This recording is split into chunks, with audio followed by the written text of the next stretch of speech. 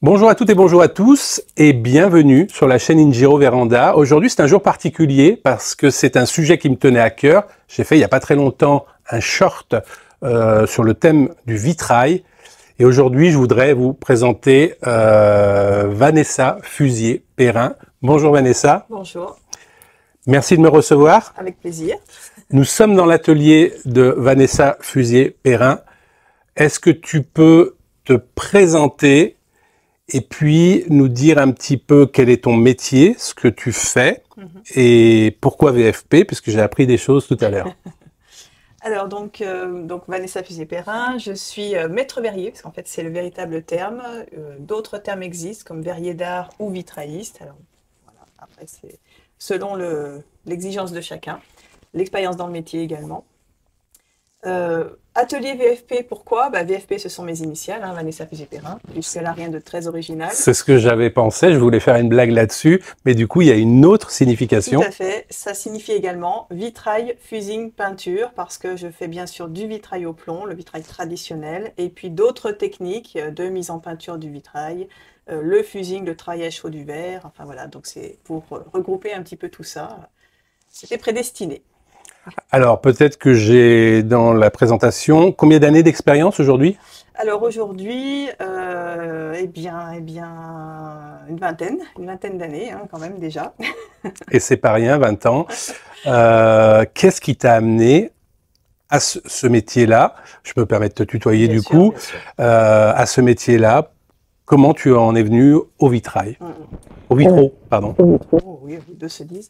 Alors en fait c'est très simple, moi j'ai pour habitude de dire que je suis née avec un pinceau à la main. J'ai toujours aimé tout ce qui était artistique, la créativité, enfin voilà, j'ai toujours peint, le côté manuel en effet. Très logiquement, je me suis dirigée vers une voie justement avec un bac littéraire art plastique, donc justement qui travaillait les matières, le dessin, etc. Et à l'issue de ce bac, je me suis dirigée en faculté d'histoire de l'art, donc j'ai un support historique assez important.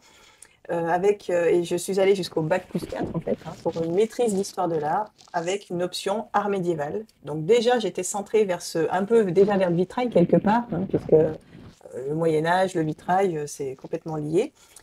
Et en fait, ma maman qui travaillait à l'époque à Lyon, travaillait à 2 pas chez un maître verrier, et elle m'a dit, tu devrais aller voir ce maître verrier, c'est magnifique ce qu'il fait, toi qui aimes tout ça. J'ai mis un pas dans sa boutique, je n'en suis jamais ressortie. Voilà. Ça a été une révélation. Ok, ouais, donc éblouie. il y avait quand même pas mal Oui. de liens qui fait qu'on puisse arriver à contrario de ce qu'on a évoqué tous les deux par rapport à mon métier. Moi, c'est complètement par hasard que j'ai atterri dans la véranda finalement. Mais il semblerait qu'il y a eu des petits flashs comme ça au préalable qui peut-être m'ont poussé à aller vers ce domaine-là. En tout cas, merci. Donc là, on est sur un travail complètement artisanal. Oui. Donc avec, comment on appelle ces parties au plomb là? Alors, ce sont des profilés de plomb. En fait, ça se présente sous forme de longueur, hein, Complètement souple. complètement souple, justement pour pouvoir s'adapter à chacune des pièces de verre qui sont coupées préalablement. Voilà. Ok. Donc là, en l'occurrence, c'est une restauration de vitraux civils, donc des vitraux qui vont chez des particuliers dans un très grand appartement, enfin une grosse maison du côté de la région grenobloise. Et l'idée, c'est de les redimensionner, de les restaurer d'une part et de les redimensionner pour qu'ils puissent rentrer dans des doubles vitrages. D'accord. Voilà. Donc il y a toute une mise en œuvre autour de ça.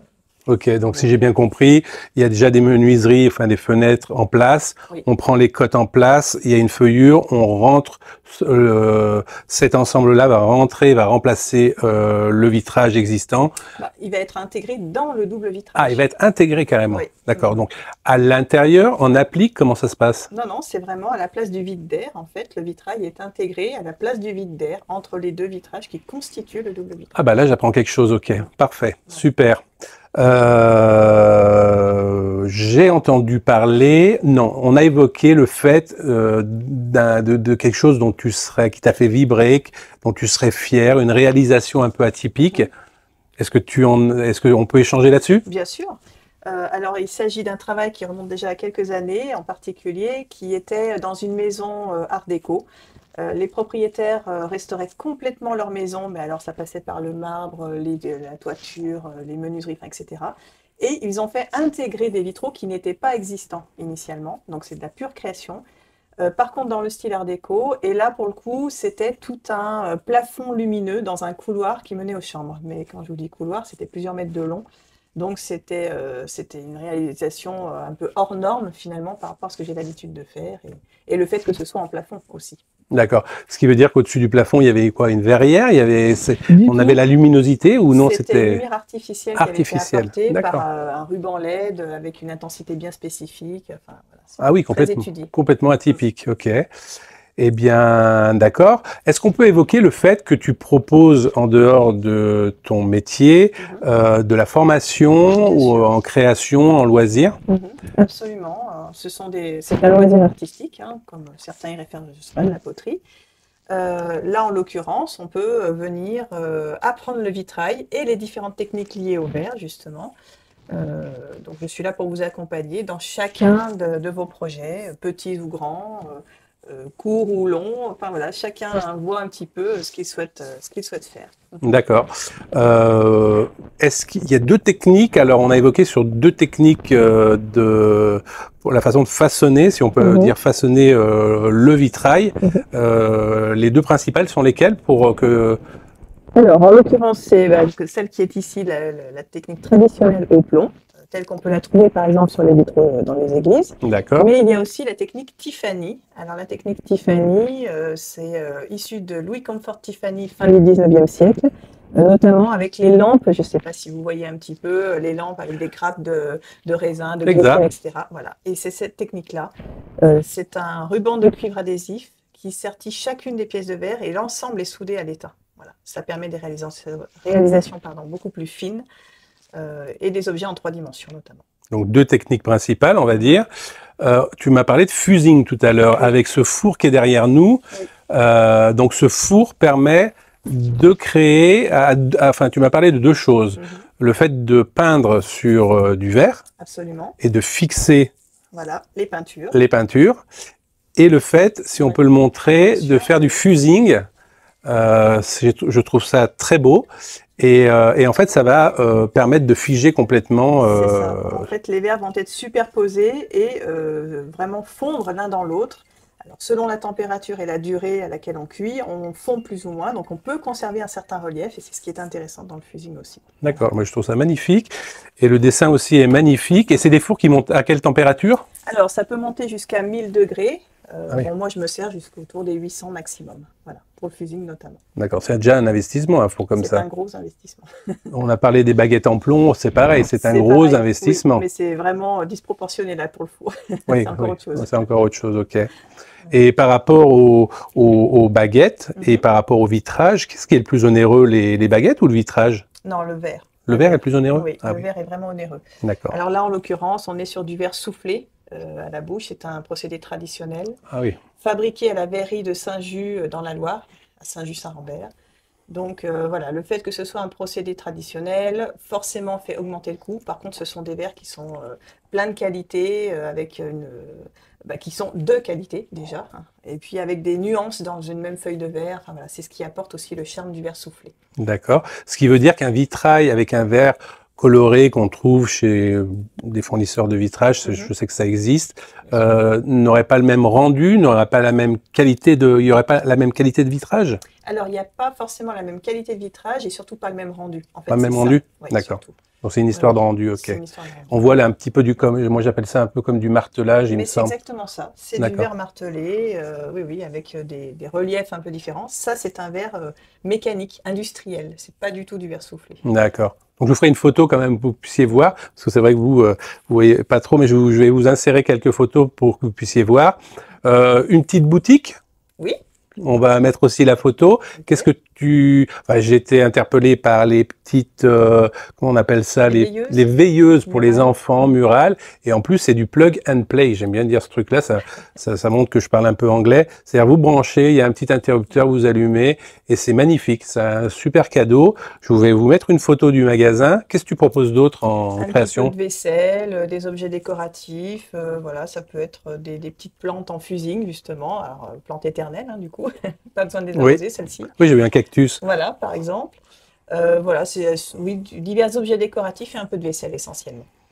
Ok, parfait. Pour les formations, donc je vous invite vraiment à contacter Vanessa Fusier-Perrin, que vous soyez alors dans les environs, parce que on est situé où exactement là? Alors là, on est dans le Nord-Isère, à Montrevel exactement, dans le 38, j'insiste, hein, parce Oui. qu'on n'est pas dans l'Ain. On est entre Lyon et Grenoble, à mi-chemin entre Voilà, Lyon et pas très Grenoble. loin de Bourgoin, Tout à fait. pas très loin de Nivola-Vermel, puisque je vous Mhm. en parle souvent. Pourquoi je demandais où on se situait? Tout simplement, j'ai perdu le fil Pour du les coup loisirs, non, peut-être, pour la formation. pour la formation. Oui, donc j'ai appris il y avait des personnes qui venaient de la Drôme, de l'Ardèche. En fait, ce n'est pas limité en termes de distance. Tout à fait. Il suffit juste de prendre rendez-vous.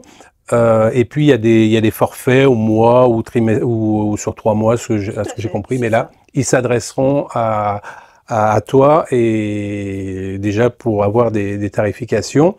Mais j'ai trouvé ça finalement pour la qualité du travail et puis tout est fourni finalement, hein, Absolument. tout le Tout est mis à matériel est fourni. disposition. L'un dans l'autre, je trouve pas ça excessif en prix quand on sait le prix du vitrage et quand on connaît le prix du plomb ou c'est de l'étain, je crois, pour C'est ça. l'autre. Voilà, je suis en train d'apprendre le métier. Je crois que je vais faire une formation dans pas longtemps, dans tous les cas de figure.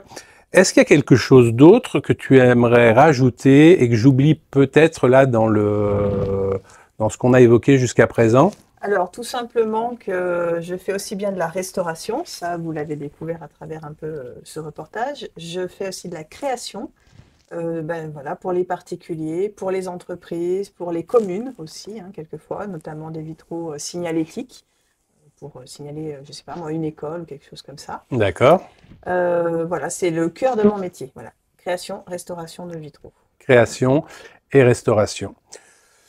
Eh ben, moi, je crois qu'on a fait le tour de la question. Je crois qu'on peut en parler pendant des heures. On a tous des projets, on a tous une idée du vitrail. Il suffit qu'on aille dans une église. On sait que le vitrail aussi raconte des histoires. Et je l'ai fait dans ce short. J'ai compris qu'à une époque très lointaine, les vitraux, pardon, je vais y arriver, permettaient finalement, je vais pas dire que c'était comme une BD, mais c'était presque pour comprendre des scènes plutôt religieuses, et parce qu'à l'époque, les gens étaient souvent pas très instruits, illettrés même. Hein. Donc, je trouve que le vitrail a une belle histoire, les vitraux ont une belle histoire, et je trouve génial de pouvoir continuer à faire perdurer en fait ce métier, cet art verrier, ouais, c'est un art, ouais, c'est artistique quoi en fait. Hein. En fait, on est à mi-chemin entre le métier du bâtiment et le métier de l'artisanat. Ok. Une condition, ah oui, voilà, on avait dit des jeunes, des moins jeunes voudraient se lancer dans ce métier-là. Allez, c'est quoi quels conseils tu leur donnerais et est-ce qu'il faut qu'ils soient doués dans un domaine ou un autre? Alors, évidemment qu'il faut une certaine qualité créative, artistique. Il faut un peu de patience quand même, parce que c'est long au niveau du montage. Il y a différentes étapes pour en arriver là, dans la création d'un vitrail notamment, même en restauration. Il faut être minutieux. Et après, je pense que la passion parle en fait. Ça prend le dessus et ça nous possède. Voilà.